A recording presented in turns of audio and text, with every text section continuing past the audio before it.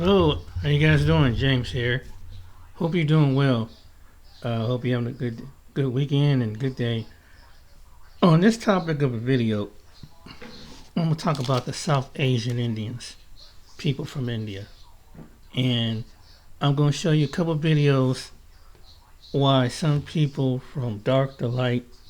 You're gonna see where this come from when it comes to certain status and class among the South Asians, and I'm gonna take you to some other video. Social media to voice their support for anti-racism protests. But some actors, including Priyanka Chopra, Deepika Padukone, and Sonam Kapoor, are facing some backlash. They have been called hypocritical. Each of them has starred in advertisement for skin whitening products in the past. The skin whitening industry in India is worth $500 million. Research by Hindustan Unilever, which dominates the market, says 90% of Indian women want to use whiteners because it is aspirational, like losing weight. A fair skin is like education, regarded as a social and economic step up. And it's not just women, even men are using skin whitening products. So, what's behind India's obsession with white skin? Experts say it is the deep-rooted internalized racism and social hierarchies based on skin color. It stems from India's caste system, an ancient Hindu social order. Brahmins, the highest caste, are traditionally associated with a fair skin tone, while lower castes are portrayed in darker shades. Colorism was further institutionalized by the British, who colonized the subcontinent and embedded the fair skin ideal in the country's national identity.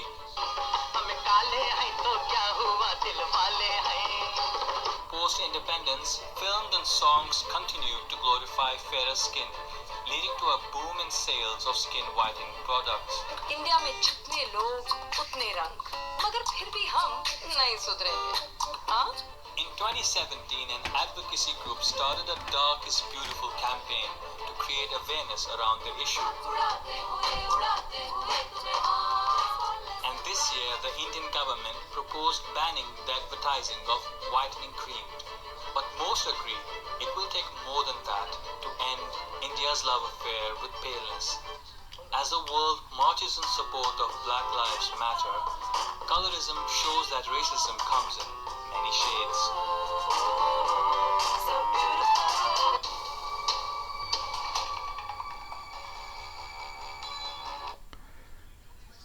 So, this thing over in India, this is where a lot of South Asian Americans parents teach their children.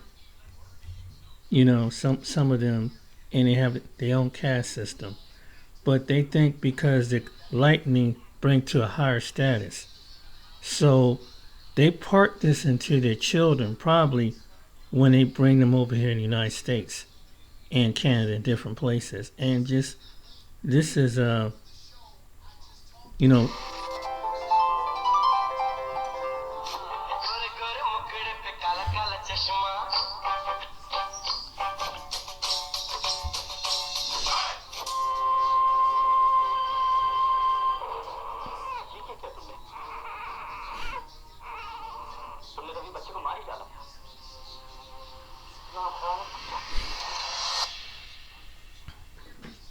Skin color. Something that has united us and divided us for millennia. It's one of the first things you see when you look at a person. It defines races, ethnicities, even individuals. While modern notions around race and ethnicity are just that, modern, skin color is something that has always been relevant. Nowhere is that more true than in the Indian subcontinent. India is one of the cradles of humanity, a land of infinite diversity and thousands of years of traditions.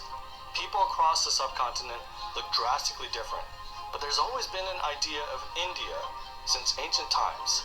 Despite being in so many different colors, both outsiders and insiders recognize an idea of an Indian. Many Indians can tell you how diverse these colors are even in their family. The light-skinned brother, the the dark-skinned sister, the generic brown dad and mom. All this is fairly common. But today, only one set of shades are really admired in India, light-skinned ones. And it's been like this for a while, but not always. For me, I've always been conscious of my skin color. I was light-skinned for Indians, but a bit too brown for Americans. More importantly though, was the day I noticed a snow-white splotch on my knee. It started to spread slowly but surely. I was then diagnosed with a condition called vitiligo, where my own immune system attacks the melanin in my skin. Each day I saw what made me Indian chip away. It's probably the reason why I'm so interested about India today. But anyways, enough about me. This is a tale about us.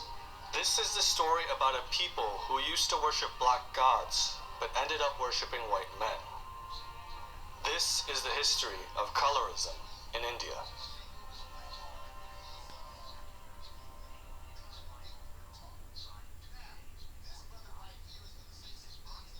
First, let's start off with some background. Why is India so diverse in terms of skin color? The obvious answer is size and geography. India is called a subcontinent for a reason. It has various biomes and climates, leading to people adapting in different ways, skin color included.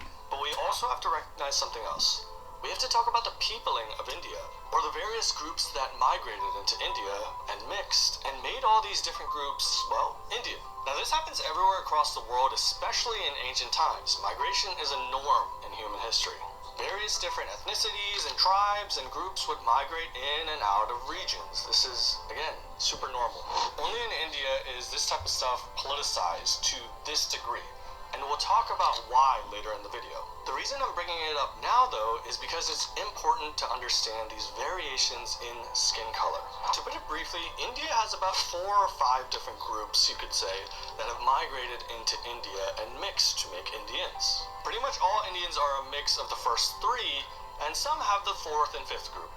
The first group we're talking about is the ancient ancestral South Indians. Now I'm saying South Indian, but that's kind of a misnomer here. It's not necessarily the best way to describe it, but that's what scientists describe it as. All Indians have this AASI DNA in them. These are some of the first migrants out of Africa who arrived probably around 60 to 70,000 years ago, give or take, and they are the main source of our darker skin.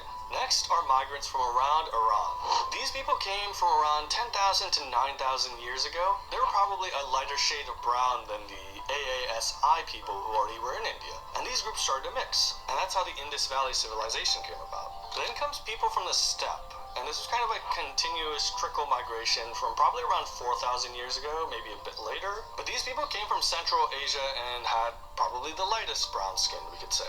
They came in waves and they integrated with the local population. Now, combine all these 3 groups and you start getting cultures like the Vedic culture. And keep in mind, this history is still kind of contested, it's still kind of shifting, there's multiple theories, so maybe some groups came earlier, some groups came later, but the point of this video we're talking about is this mix of skin colors, so just keep that in mind. Anyways, all 3 of these groups are in almost every single Indian, I'd say probably 95% plus, if not even more. We are a mix. And I just want to emphasize, every Indian is indigenous because of this. When it comes to the ancient beliefs of these people, they worshipped Indian land. They worshipped Indian gods, Indian flora, Indian fauna. Their holy sites are in India. This is what indigenous means. So just, again, keep this in mind. We are all a mix, we're just of different ratios, which usually varies around region or caste. And we'll talk about this later too. Just trust me. Let's keep going. In terms of the last 2 groups, one is the Austroasiatic people who came from Southeast Asia probably around 4,000 to 3,000 years ago. And these people have a lot of impact on tribal populations. So you may have heard of something called Adivasi. Again, this is like a misnomer. Like, everyone is Adivasi. Everyone has a mix of some groups that came earlier, some groups that came later. So this term is kind of BS, to be honest. And then around the same time, and definitely a bit after, we had some people coming from the Tibetan Plateau. That's how we see some Indians with some more East Asian features. These 2 groups definitely contribute to that. Combine all 5 of these groups and you get crazy diversity, especially in terms of skin color. And this mix of lineages, even within a single Indian family, kind of explains why you see so much variation within families. I know some of you guys have made fun of your dark brother or sister, so, you can't get away from that here. We're going to talk about that. But enough biology and basically prehistoric history. What did ancient Indians themselves think about skin color?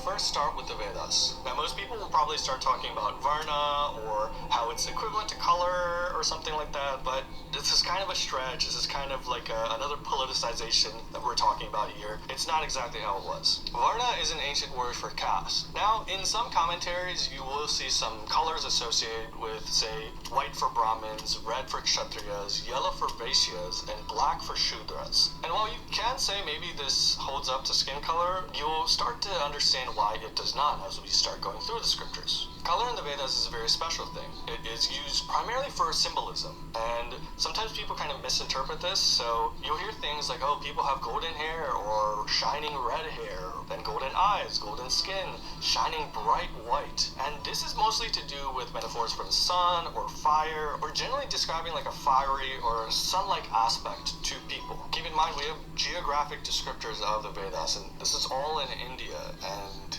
there's not that many blonde people in India as I know so far. There's also symbolism in terms of white being a color of purity or newness or hope, and then black being a color of darkness and ignorance and evil. Now, sometimes people transpose these into, say, ethnic groups or something, but let's keep going and you'll see that doesn't really hold up. Surprisingly enough, in the early Vedas, we don't see that much commentary on skin color like that. What do I mean by that? Now let's go to the Upanishads, which is the end of the Vedas. The Upanishads are very difficult to date, but we could say most of them, if not all, are probably pre-Buddhist. So at least 700 BC plus. Earlier than that, maybe going into the thousands, maybe earlier. That's not the point of this video. We're talking about skin, and not like a Neutrogena commercial or anything. Although if you have a good skincare routine, comment in the description below. I really need to know as well. Anyways, the Upanishads are important because they describe skin color in a lot of detail and for very specific purposes, and they give us some inferences. They tell us about the culture that we are researching right now.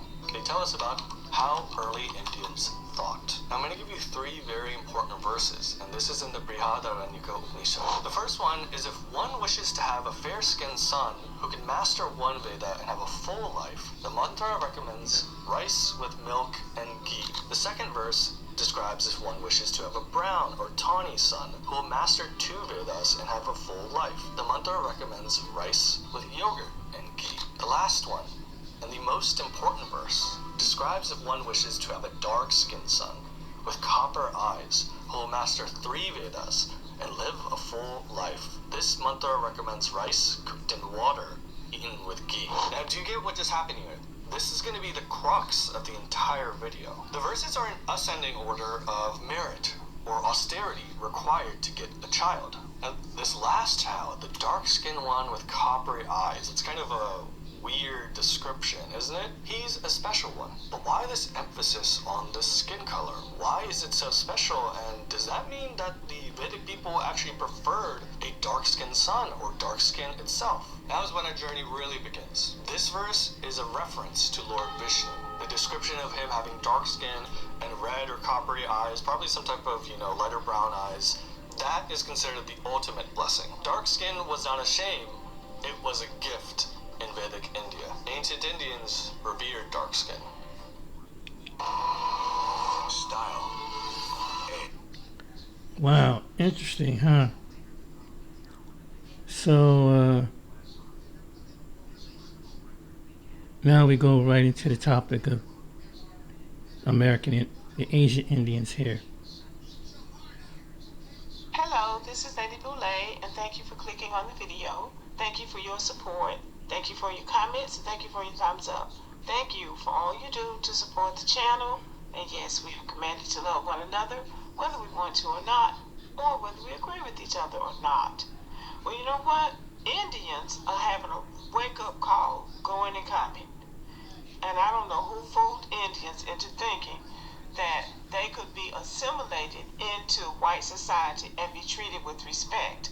But they have been on this trajectory now for at least the last 25 years, clamoring their way into politics and basically just sucking up to white people. Joining MAGA, making it clear that they are conservative, they're in with these MAGA people, and that they don't like black people. They're going to throw black people under the bus.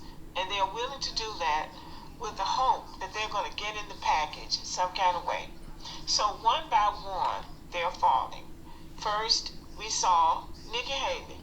Nikki Haley actually did pretty well. She became the governor of South Carolina and had high hopes for being the president of the United States, the first woman president. Well, she crashed and burned. Then there came Vivek Ramaswamy. He ran for president of the United States, and they told him in plain English that he wasn't the one, and that Ann Coulter told him she wasn't going to vote for him just because he was Indian. And the other day he went to a Turning Point USA affair, and they basically told him, not only are you not white, but you are a Hindu. And they called it, they talked horribly about the Hindu religion. Then came Kash Patel, who is the director of the FBI. He called himself gonna wish the Indian people happy Diwali, some kind of Hindu holiday, and they ate him up on X platform. I mean, it was vicious. And then back to Vivek Ramaswamy, he posted a picture of his children in Halloween costumes, and they ate him up, they lit him up, and his children. And it was just like, I'm not sure what these people were thinking. And then here comes the ogre himself, Dinesh D'Souza. He has been at it the longest. He has taken unnecessary shots at black people, saying really vile things about black people, trying to be in the package. Well, he called himself was gonna chastise the white people for the way they talked about Vivek Ramaswamy's children, attractive little boys, by the way. And they came and told him they were sick of him. He needs to go back to India and not come back, because he was not one of them. So, I mean, and that was enough, you would think. Then we come up to this couple right here, J.D. Vance and Usha. Poor Usha. Now, we know that the goal for many immigrants is to get to the United States and marry a white person, because now they've got it made. They're in the package. They're in the family. Usha Vance married J.D. Vance knowing some of the issues that he has admitted that he had. Because at one point, I think he was saying he wasn't sure if he was in the LGBTQ community or not. That's something he acknowledged. You know, you can almost understand it when people don't have anything. They don't have any education. They don't have any money. So they think they're going to get somewhere by marrying a white person. That's not the case with Usha Vance. Usha Vance has a law degree from an Ivy League college and had a very successful law career. And had a very successful career as an attorney. So she didn't need him for money. But that's the white prize. Well, I mean, she is really paying the price for that decision. So I'm just going to let you hear what people are saying. Even the white folks are talking about it. And it has gone viral. People are now feeling so sorry for Usha Vance. Well, I just feel like people get what they ask for. But anyway, listen to this. So Finn provides detailed, personalised support. So, one thing before I go on with the video is some people who are in the South Asian community, I think what they always told their children, that education, which is true, and if you get among a certain status with money, people in fine and Caucasian educated family, so that can raise them up in status. And then it's okay because it goes back to, it's a status over in India. So their parents and grandparents probably, and generation after generation, so they put that on their own children. So that's why they feel emboldened. So when it comes to the darker people,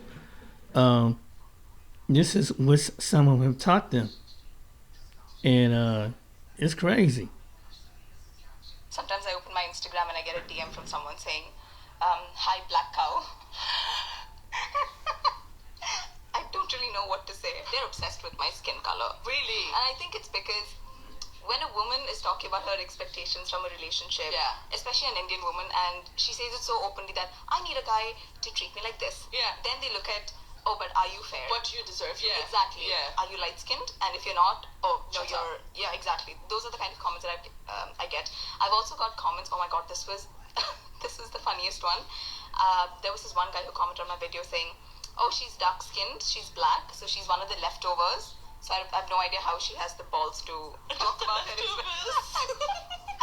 They literally called me a leftover. And I was so shocked by it, but it's just a part of social media, right? Hey, what can you do? Please, I don't get the colorism thing, Yeah. because I also got it. Like, for me, I got it from someone who sent me a DM being like, you should use this, and this, because I feel like you are probably fair, but you don't know how to take care of your skin. And I was like, it's not even a hate comment. It's like she's trying to help. I know, that's even worse when they're just trying to help you. It's worse. Yeah. But this is horrible. This whole, and it's all internalized colonialism at the Yes. end of the day, right? That's what us brown people do. We chase the white skin. Yeah, exactly. That is annoying that they say this to you. Does Yeah. it get to you? You know, before I go speak to Nat, I just want to say one thing. Throughout my journey, and I'm on about my journey from a very young age, there has been one community that has helped me, that has educated me, and made me grow into the man I am today. And that is the black community. What do you mean you're brown? I'm looking at a group of people who are literally the exact same shade as me and my people. They look me in the eye and say, us brown people, as if we're not all the same color. Hello, my friend. You definitely made a few good points and raised some good questions. Why would Indians or South Asians in general use identities like brown, which seem black adjacent, when their skin color can often be the same, if not darker, than many people of African descent? Well, I'd say there's a few reasons, right?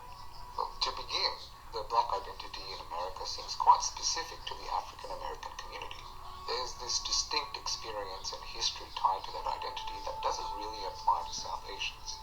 It feels to me as if Indians identifying with black sort of dilutes the actual black experience. I'm sure many people of African American descent would agree. Beyond that, South Asia is actually quite diverse when it comes to phenotype, not just skin tone, but also other physical features. If you go to the South, many people will have skin tones that are quite similar to those of African descent, and occasionally even Afro hair. But these traits are not consistent throughout the huge landmass, which is referred to as the subcontinent for a reason. Now here you'll find people who look East or Southeast Asian, those who seem Middle Eastern, and those who could pass as European. So if you were to apply that identity onto the entire subcontinent based on the appearance of only a few groups, it wouldn't make much sense. Personally, I don't even like to use identities like brown or desi anymore, simply because the diversity, I think, can best be represented through terms that describe geographical positioning. So I prefer to use terms like South Asian to represent those people, or simply use the national identities of each country. Isn't that interesting? Good discussion.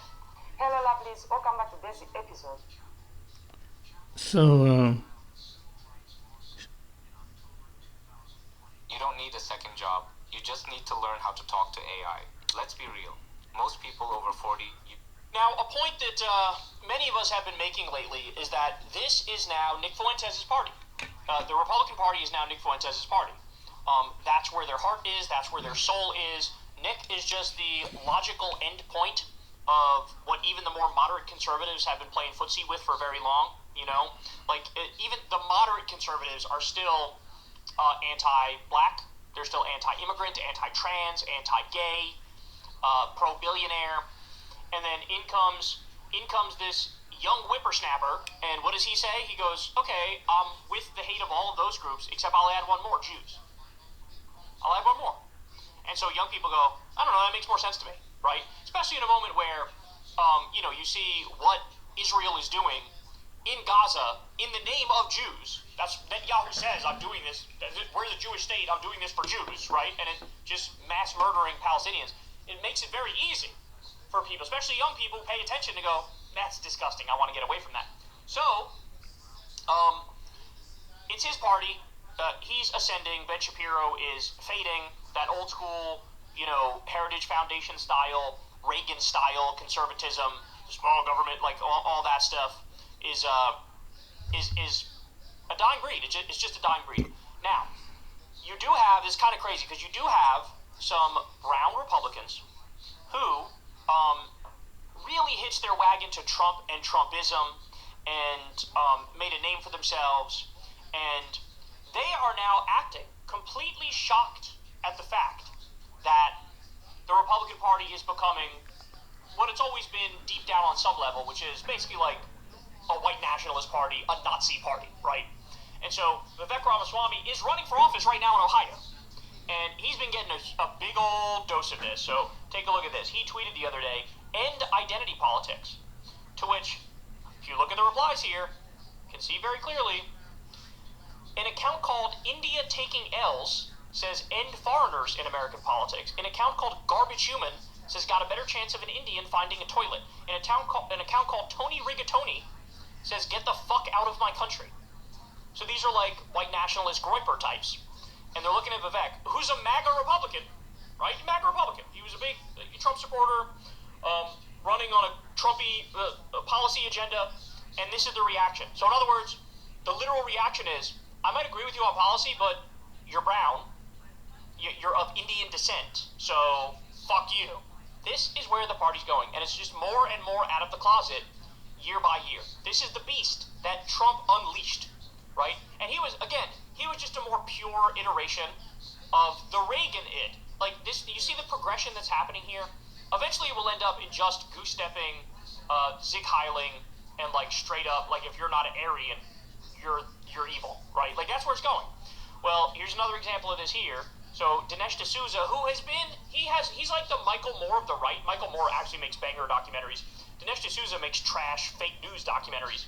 But he always backs Trump, backs Republicans. He's one of his strongest soldiers. So Dinesh D'Souza quote tweets Vivek and he says, "Look at the abuse Vivek is getting for posting an innocuous photo with his boys. This is the shit show that Heritage and Tucker have brought upon us. If this continues, I would not be surprised to see mass desertions of blacks, Latinos, and other minorities from the GOP. Unreal." Now, by the way, that mass desertion is happening, and it did happen in the election. He posted this before the election, then that happened. But it's not because of what Dinesh is saying. It's because of everything. It's because of Trump's foreign policy blowing up random fucking boats. It's because of him not releasing the Epstein files. It's because inflation is going up. It's because unemployment's going up. It's because they're destroying fucking everything. His massive corruption, his destruction of the East Wing of the White House, withholding the food stamp money illegally. All these things are leading up to this. The government shutdown. All these things. But the part that really gets me is this is what Heritage and Tucker have brought upon us.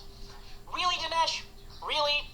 You were there supporting Trump every single step of the way. Don't act like Trump wasn't very openly and very clearly anti-immigrant, anti-brown person, right? Don't act like that they're not anti-trans. The whole conservative movement, again, let me reiterate this. It's built on hatred. The scapegoating is of trans people and immigrants and black people and women and minorities. That's the whole thing. They want a rigid hierarchy, a gender hierarchy and a racial hierarchy. You know, heritage Americans, white men who are landowners. These are supposed to be the people, these are the serious people. These are the ones who get to make the political decisions. So now, you have a group of conservative Republicans who goes, yes, I agree with all of your hatred of all of those groups, and I'm adding one more, Jews. And you're surprised by that? Like, no, of course that was going to happen.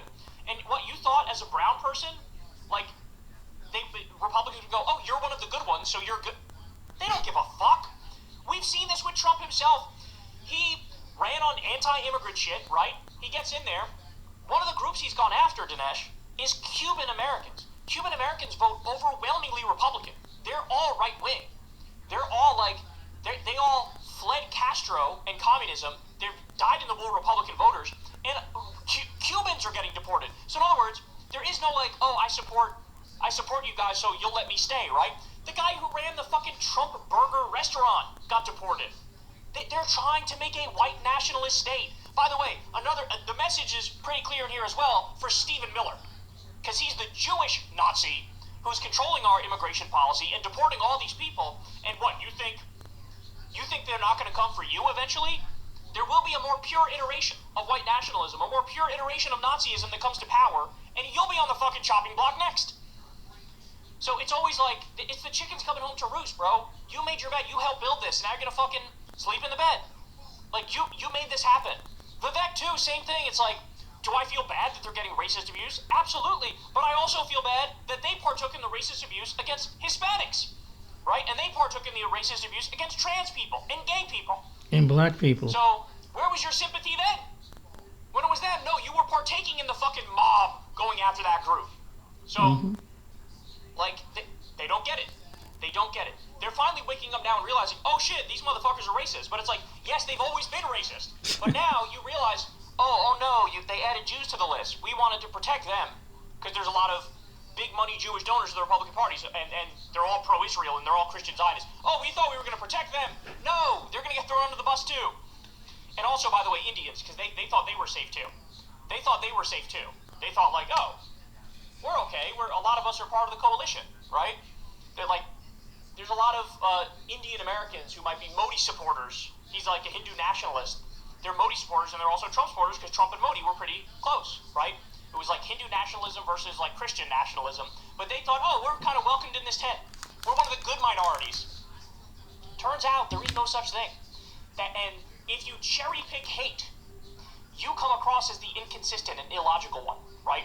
That's the same thing. And people on the left need to realize this too. You can't cherry pick equality. I've heard Jennifer Welch of the I've Had a podcast make this point. You can't cherry pick equality. You can't say, I'm going to defend these communities, but not this one. Right? The trans one is a big one now too, because it's like you got a lot of people who are like, oh, I'm gonna be lefty except on that trans issue where we might need to compromise on their rights. It's like, fuck off. No, you can't cherry pick equality and you can't cherry pick hate. And all that happened was Nick Fuentes came along and he went, I'm gonna go full hate all the way. I'm not gonna cherry pick, so I'm more consistent, and he gains the young audience. Right? And on the left we gotta say the same thing. No, we're not gonna fucking cherry pick when it comes to equality and rights. We're gonna defend everybody's fucking rights. We're gonna be the polar opposite of these sick motherfuckers. But yeah. Wow. Excuse the language.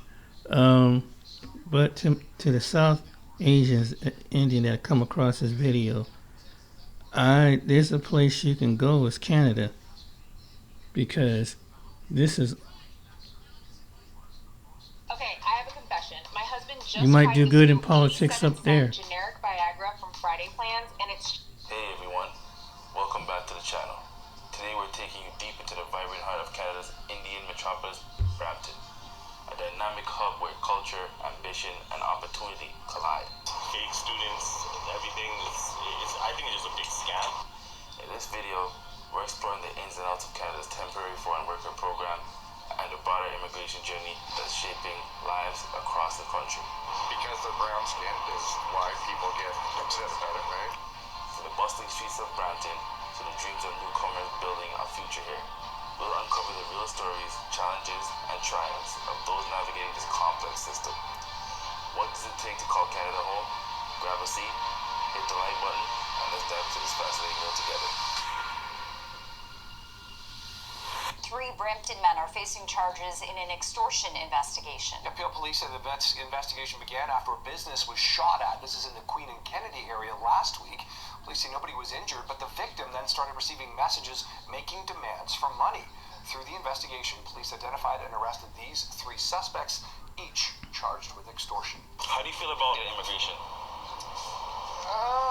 Brampton is a bit different. It's a bit different? I would say Canada is, I'm okay with it completely. Yeah. Brampton is a bit different from the way it's gone with the whole Indian epidemic. Yeah. But I can't say really much about it. Do you feel like immigration is causing problems? Tension? Yeah, well, I grew up in Brampton, right? So I've been here my whole life. Yeah. 45 now. 45 years. Right down the street. Right down the street. And it was 100,000 people, 200,000 people. Yes. That's the only thing I can say about it is I'm not a big city guy. Yeah. Brampton is now a big city. Yeah, exactly. So, yeah. Other than that, but a lot of my friends obviously complain about the Indian. It doesn't bother me. It doesn't bother you at all, eh? You think like that's racist to complain about the Indians? You feel like there's an immigration problem in general? You think Canada doing too much when it comes to immigration? Well, we need people, right? We do need people, we right? 30 million people or something like that. They're all, half of them are baby boomers. Yes. They're all going to be dying off within the next 10 yes. 15 years. And a lot of them are not having kids, apparently. Yeah. And it's Commonwealth countries, right? Commonwealth country. So to bring them over is easy, right? Yes. So it's easier to get in from those countries. So it's okay. an obvious thing that's going to happen, right? Yes, that is true. That is true. Because they're brown skinned is why people get upset about it, right? Exactly. That's what I find stupid about the whole thing. It's like, if it were a different country, nobody would give a shit, right? That is true for the most part, yeah. People's main problem, from what I heard, is like they don't like assimilate or some stuff.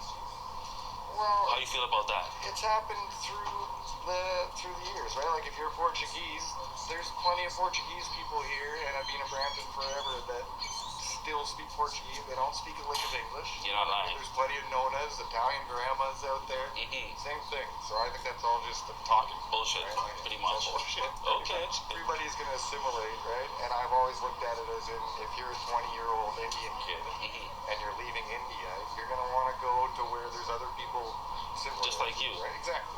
It's a scary thing to do, Yes. right? To leave home and go to another country. Yeah, so you be by yourself and not know everybody else. That's understandable. All right, well, thank you. There should be like a change that should be made. And, Yeah. they have to involve everybody, not just the people that's in parliament. They have to do like the public need to get involved in it and do a vote in it. They're just doing it just through the parliament, wherever. So those things have to be changed. How long have you been in this country? Oh, I've been here too long. Too long? Too long. How long have you lived in Brampton? About 20 years. 20 years? Okay, so like, compared to like when you first moved here and compared to now, like... I was in Montreal. I was living in Montreal before. So how do you feel about immigration? You feel like it's hurting the country or it's helping the country? I think based on what I recently heard about the foreign workers. Yeah, temporary foreign workers? Yes. It's gonna hurt us in the long run. Hurt us in the long run? Yeah. Because there are lots of people that come here. The work that they do, like the foreign workers, right? People that here, they don't want to do it. They don't want to do it. That is true. No, they don't want to do it. Yeah. You know what I mean? So I hope we don't walk into the same path that the United States are doing. Yeah, where like they're deporting everybody. Yeah. Yeah. I just hope we don't do that. Okay. Where are you from? Huh? Where are you from? I'm from here. No, like background-wise. Oh, I'm from Jamaica. Jamaica? Oh, that's just like me. Okay. All right, brother. Respect for the interview. In a country built on immigration, the temporary foreign worker program was meant to fill gaps, but it's become a gateway for exploitation, especially by Indian immigrants funneled into low-paid traps. High recruitment fees back home lock families into debt. Employees ties visas to jobs, leaving workers trapped. Billions in remittance flow out, while rights stay behind. Are you from Canada? Yes. Born and raised? Yeah. How long have you lived there? Since I was born, so 35 years. 35 years? Okay, like, how do you feel about immigration in general? Because obviously this is a big subject, right? People are complaining, some people are being racist. The biggest issue I know is like the temporary foreign workers issue, the LMIA stuff. Yes, we were just talking about that. Stuff is it's kind of, I mean, especially with my ethnicity. I'm Punjabi, and those are the most people that came to this country all of a sudden in the last 5-10 years on which is true. Illegal scams from that country. Yes. Fake students, everything. I think it's just a big scam. Because like my parents came in the 70s. The 70s, yeah. So like right before the Charter Rights of Freedom. Exactly. Right. So when my grandfather came here, he had a turban, couldn't get a job, so he had to cut his hair. Right. And then the Charter Rights of Freedoms came. Okay, it's good. He can work.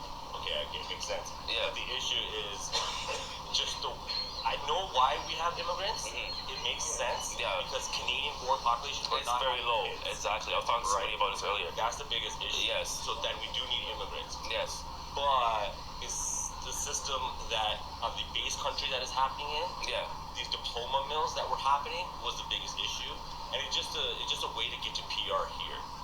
It's affecting the homeland country. Yes, is it? Brain drain there as well. Yeah. There's no population because I just went to India last year. Okay. For the first time in my life. Okay. And it was like empty. Empty. No youth. People. Just old people. So they have like an older population pretty much. The old people, all the young people just came here. Canada, Australia, UK. You go everywhere in India, Punjab, especially Punjab state. Yeah.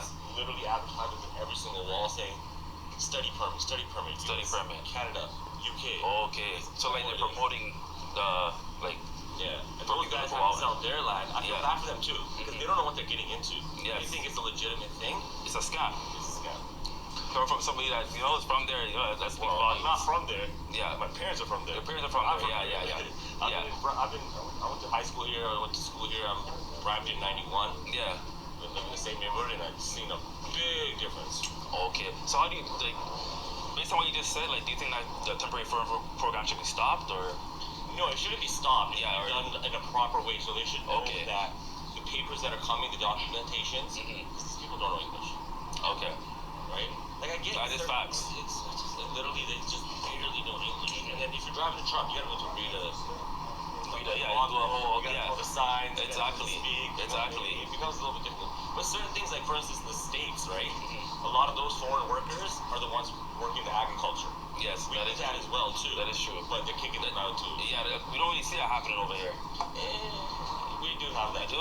Yeah, I guess it's not covering it because I don't see that on TV. You know what I mean? Yeah, the media doesn't care about that. Yeah. Like, how do you feel about like?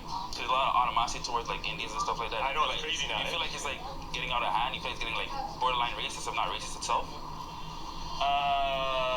That's a tough question because what it is I think is when you see. Remember during COVID? Yes. And everybody had the Asian hit. Yeah, exactly. Now it's just when you it's a scapegoat thing. I think it's a scapegoat thing. Yes. It's like different areas. Like so, this neighborhood here. Yes. You don't see as many Indian people if you go compared to other places. Okay. Brampton. Yeah. This is like downtown Brampton, right? Essentially, yeah. This is. Okay. This is one of the nicest neighborhoods. Wink, wink. Okay. Nice here, so I know. Oh. Okay. So, let me stop it right here. So really, you know, for the South Asian Indians, it seemed like Canada and Australia and it seemed like they'd be more receiving of you when you go outside, and then they're not so willing to get rid of you out the country. You know, you see they had their own Indian community up there with their own statues and temples up there. So that'd probably be a good idea if you're a South Asian American Indian. That'd probably be the place to go because and you being in your own company, they got stores up there and pretty much the culture is up there. So that would probably be a good idea. But I played this video because this should show you the reality. And what that guy before this video said, I hope it rang the bell. I hope it rang the bell that whatever you've been conditioned, just like some Africans and some black Americans and other people, what they call a brown and a black effect.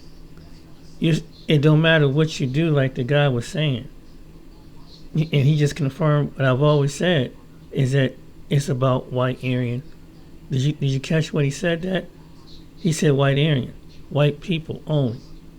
It don't include like Canada and other places where we have a multitude of people. Even though these multitude of people were born in the country, but even though some South Asian Indians like other people, Arab Americans and Hispanic and Latino Americans, they still going to see you as race.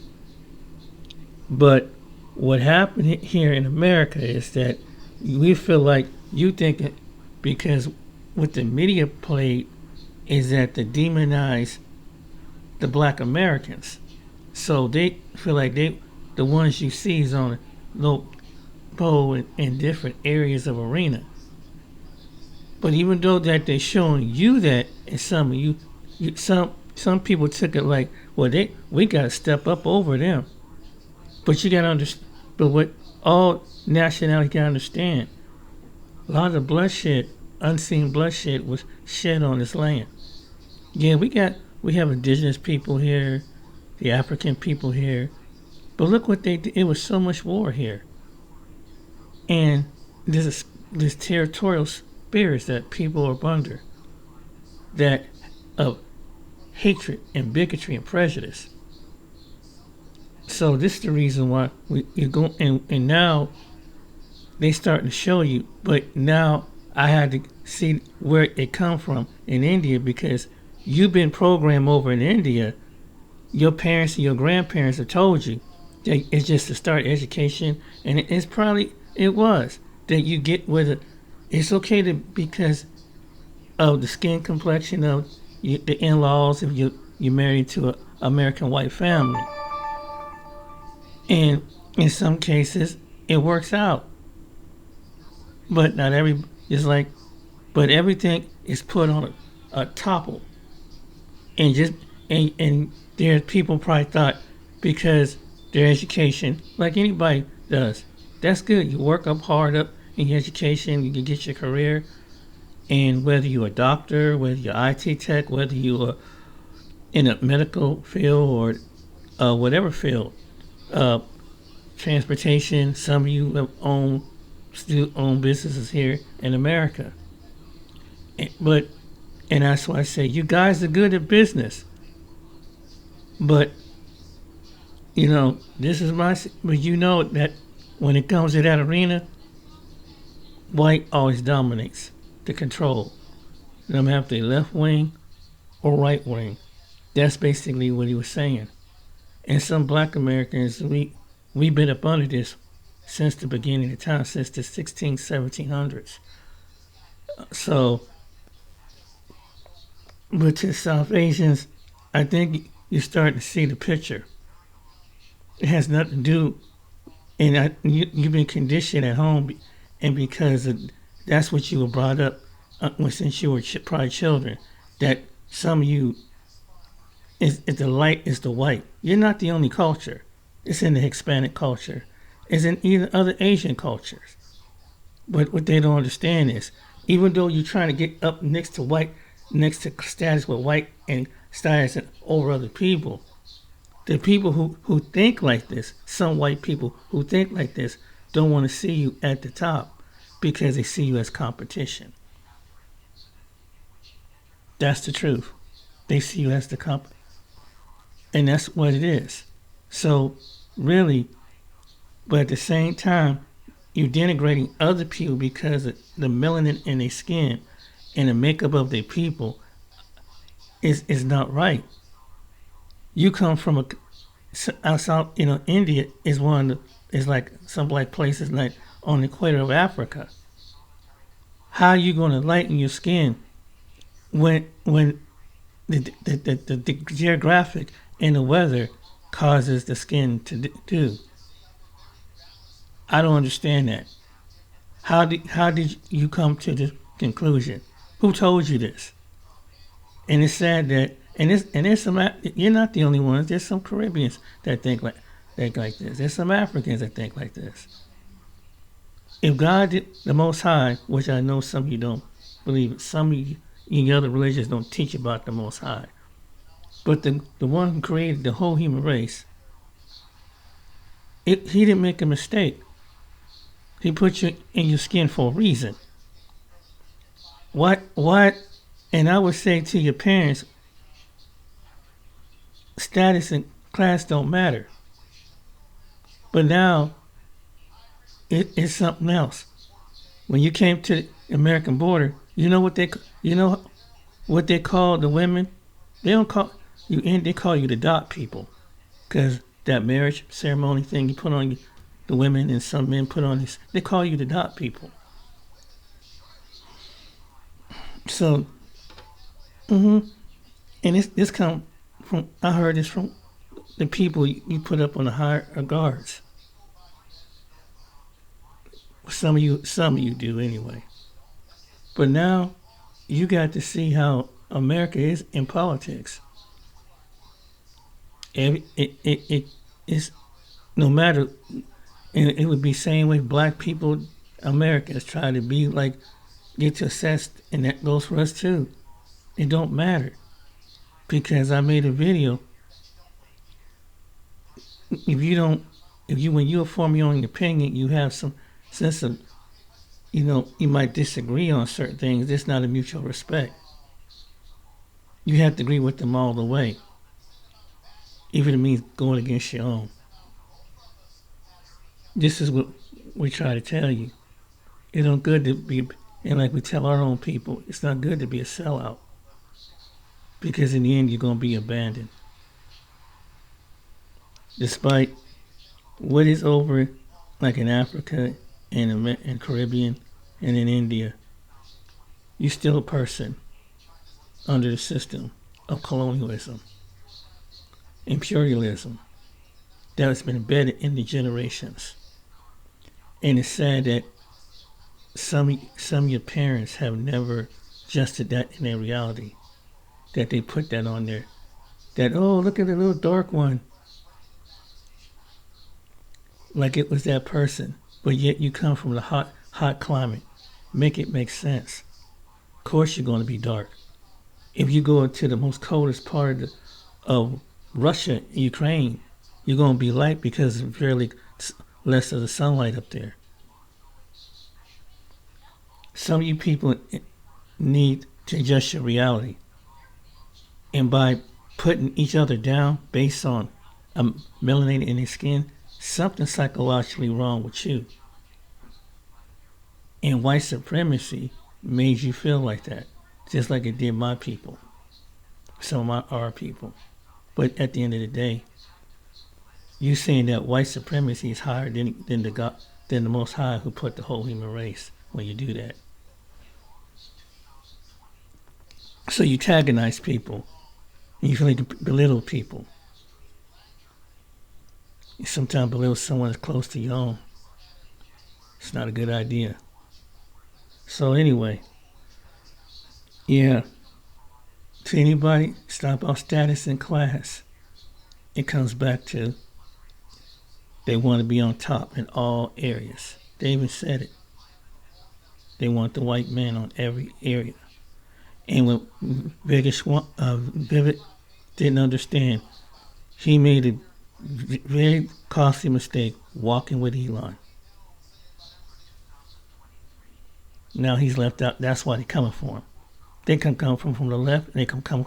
Now he's getting it from the right, and he's for the politics of Republican. Obviously, you need to go back and do your history on the politics of America when it comes to race. That's all I'm gonna say. All right, then, ladies and gentlemen. So let this be a lesson. Don't be a sellout. Don't sell your people out. Don't look down on other people. Because what comes around goes around. Don't matter your status, your class, how much money you got. Because in this Western world, they will still see you as something to a certain standard. Think about it. Take care, be blessed. See you on the next video.